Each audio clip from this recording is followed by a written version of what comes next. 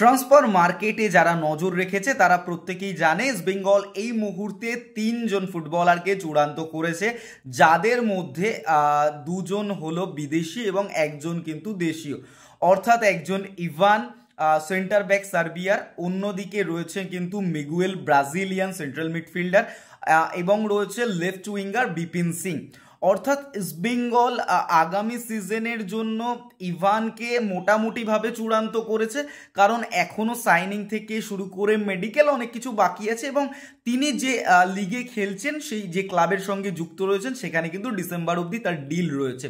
তো এই বিষয়টা এখনো পর্যন্ত কিন্তু যে নিশ্চিত সই হয়ে গেছে বিষয়টা এখনই কিন্তু বলা যাচ্ছে না। তবে ইভান কিন্তু দীর্ঘদিন ডিফেন্ডার এবং ইস্টবেঙ্গলের জন্য একটা ভালো রিক্রুটমেন্ট অবশ্যই, এবং ইস্টবেঙ্গল কিন্তু সেন্ট্রাল মিডিও পজিশনটাকেও কিন্তু কনফার্ম করেছে মিগুয়েল যে সল ক্রেসপোর একটা যোগ্য রিপ্লেসমেন্ট।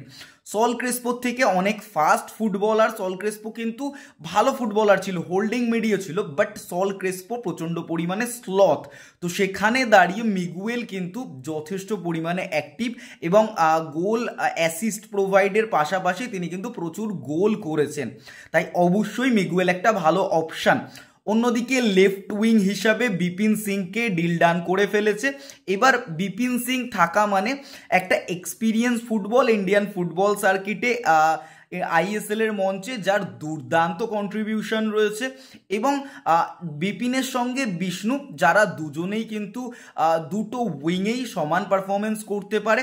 তাই অবশ্যই বিষ্ণুর সাথে একটা অভিজ্ঞ উইঙ্গার যুক্ত হলে নিজেদের মধ্যে সুইচ করে এবং কম্বিনেশন যদি ভালো তৈরি করা যায় তাহলে কিন্তু দারুণভাবে তারা ক্লিক করবে।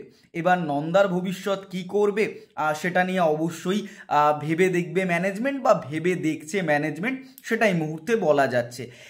ইস্টবেঙ্গল হেক্টর উস্তে এবং হিজাজি মাহেরের একজন যোগ্য রিপ্লেসমেন্ট পেয়েছে। আনোয়ার আলীর পাশাপাশি ইস্টবেঙ্গলে শোনা যাচ্ছে নাম মেহতাব সিংয়েরও।